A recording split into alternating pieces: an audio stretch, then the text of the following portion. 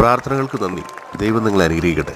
റോമിലെ ജമേലി ആശുപത്രിയുടെ ജനാലക്കരിയിൽ വന്ന് ഫ്രാൻസിസ് മാർപ്പാപ്പ വിശ്വാസികളെ കൈവീശി പറഞ്ഞ വാക്കുകളാണ്. കലുഷിതമായ ഇന്നത്തെ കാലത്ത് ഈ സമാധാന ദൂതനെ ലോകത്തിന് ആവശ്യമുണ്ട്.